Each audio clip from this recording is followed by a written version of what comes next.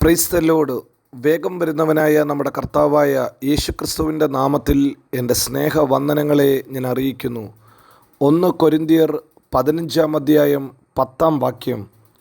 എങ്കിലും ഞാൻ ആകുന്നത് ദൈവകൃപയാൽ ആകുന്നു, എന്നോടുള്ള അവൻ്റെ കൃപ വ്യർത്ഥമായതുമില്ല. ഹല്ലേലൂയ. ഞാൻ ആകുന്നത് ദൈവത്തിൻ്റെ കൃപയാലേ അത്രേ. ഇന്ന് പ്രഭാതത്തിലും ഹല്ലേലൂയ ദൈവം തന്ന ഉപകാരങ്ങളെ ഓർത്ത്, ദൈവം നടത്തിയ വിധങ്ങളെ ഓർത്ത് ഹല്ലേലൂയ ദൈവത്തിന് നന്ദി അർപ്പിക്കുക അല്ലാതെ മറ്റൊന്നും തിരിച്ചു കൊടുക്കാൻ നമുക്ക് പറ്റത്തില്ല.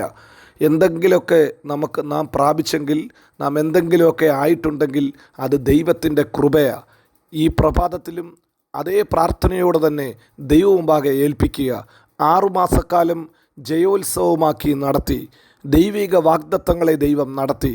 ഇതോർത്ത് ദൈവത്തിന് നന്ദി പറയാൻ പറ്റുമെങ്കിൽ നിശ്ചയമായി വലിയ ദൈവപ്രവർത്തികൾ നമ്മുടെ ജീവിതത്തിൽ വെളിപ്പെടും. ഹല്ലേലൂയ. ഇതുവരെ നടത്തിയ ദൈവം, ഇതുവരെ കൊണ്ടുവന്ന ദൈവം സർവ്വസ്തുതികൾക്കും സർവ്വ ആരാധനയ്ക്കും യോഗ്യനത്രേ. 6 മാസക്കാലം നടത്തിയ ദൈവം ഇതാ ഈ വർഷത്തിൽ 7-ാം മാസത്തിലേക്ക് പ്രവേശിച്ച് നന്ദി പറയുവാൻ ദൈവം തന്ന കൃപയ്ക്കായി സ്തോത്രം. 1 ശമൂവേൽ 7-ാം അധ്യായത്തിലാണ് ഹല്ലേലൂയ ശമൂവേൽ പ്രവാചകൻ വിളിച്ചു പറഞ്ഞത്, ഇത്രത്തോളം യഹോവ സഹായിച്ചു, ഇതുവരെ ദൈവം കൊണ്ടുവന്നു.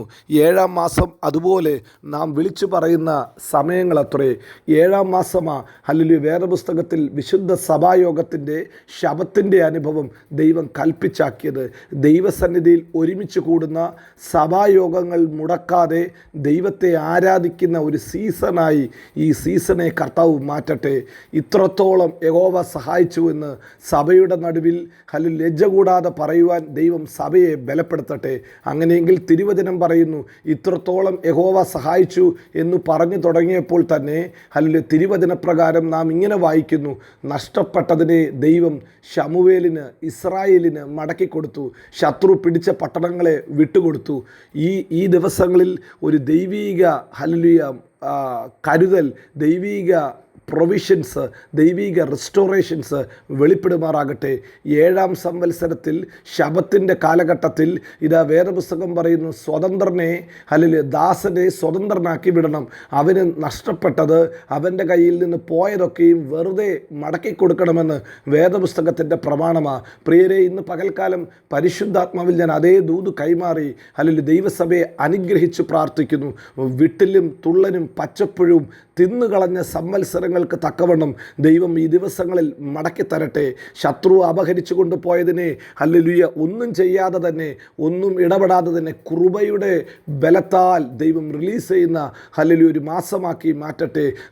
നാം പ്രവേശിക്കുന്നത് 7-ാം മാസം, അത് സ്വസ്ഥതയുടെ മാസമാണ്, ദൈവിക സമാധാനത്തിൻ്റെ മാസമാണ്. ഹല്ലേലൂയ. നമ്മുടെ അധ്വാനം കൊണ്ട് നമുക്ക് കൂട്ടുവാൻ, നമ്മുടെ അധ്വാനം കൊണ്ട് നേടുവാൻ കഴിയുന്നതിനെക്കാട്ടിലും ഉപരിയായി ദൈവം തൻ്റെ ജനത്തിന് ഇരട്ടി അനുഗ്രഹം 7-ാം ദിവസം കൊടുത്തു. 7-ാം ദിവസം ഇരട്ടി പിറക്കുവാൻ ദൈവം ഇസ്രായേൽ മക്കളെ അനുവദിച്ചു. കഴിഞ്ഞ 6 മാസം പിറക്കിയതിൻ്റെ ഇരട്ടി 7-ാം മാസം പിറക്കുവാൻ ദൈവം ദൈവീകമായ ഇടപെടൽ ഉണ്ടായി. മന്ന പിറക്കിയത് ഇരട്ടി അളവില. അങ്ങനെയെങ്കിൽ ഈ ദിവസങ്ങളിൽ പരിശുദ്ധാത്മാവ് സമാധാനത്തിൻ്റെ, സ്വസ്ഥതയുടെ ഒരു സീസൺ നമുക്ക് വേണ്ടി തുറക്കുക. സമാധാനത്തിൻ്റെ, സ്വസ്ഥതയുടെ സീസൺ തുറക്കുക മാത്രമല്ല, ഇരട്ടി അനുഗ്രഹത്തിൻ്റെ, ഇരട്ടി നന്മയുടെ ഹല്ലേലൂയ ഒരു സീസണിലേക്ക് കർത്താവ് നമ്മെ പ്രവേശിക്കുമാറാകട്ടെ. ഹല്ലേലൂയ. അത് ഓർത്ത് നമുക്ക് ദൈവത്തിന് സ്തുതിക്കാം.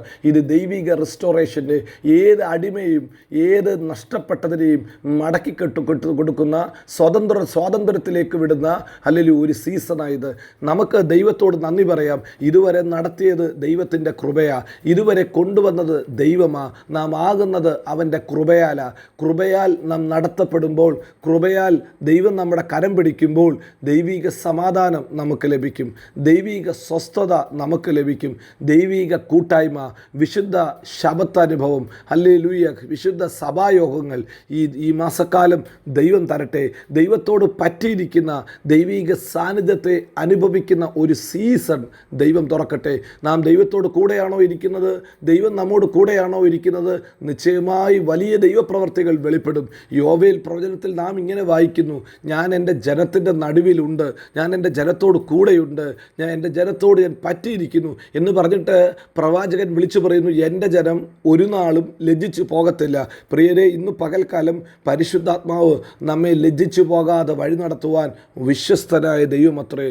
ഇതുവരെയും ലജ്ജ അനുഭവിച്ച കാലഘട്ടങ്ങളിൽ അതിനൊരു ഫുൾ സ്റ്റോപ്പിട്ട് ദൈവിക സമാധാനത്തിലേക്ക്, ദൈവിക സ്വസ്ഥതയിലേക്ക് ദൈവം നമ്മെ പ്രവേശിപ്പിക്കുമാറാകട്ടെ.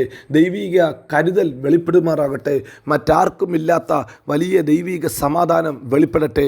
നിങ്ങൾക്കറിയാം, എരിഹോയുടെ കോട്ട തകർന്നത് 7-ാം പ്രാവശ്യം ചുറ്റി സഞ്ചരിച്ചപ്പോഴാണ്, 7-ാം പ്രാവശ്യം അവർ കാഹളം ഉയർത്തിയപ്പോഴാണ്. ഹല്ലേലൂയ. ഇന്ന് രാവിലെയും പരിശുദ്ധാത്മാവ് പറയുന്നു, ഈ 7-ാം മാസം ഹല്ലേലൂയ നന്മയ്ക്ക് വിരോധമായി മുൻപോട്ടുള്ള യാത്രയ്ക്ക് വിരോധമായി നിൽക്കുന്ന എല്ലാ എരിഹോയുടെ കോട്ടകളും തകരും. ഹല്ലേലൂയ. ജനം ഒന്നും ചെയ്യാതെ, ഹല്ലേലൂയ, ജനത്തിൻ്റെ കാല് നനയാതെ, ചെരുപ്പ് നനയാതെ അക്കരെ എത്തിച്ചെങ്കിൽ കർത്താവ് അതുപോലെ എരിഹോയെ തകർത്ത് ദൈവം ശത്രുക്കളുടെ മുൻപാകെ മേശയൊരുക്കും.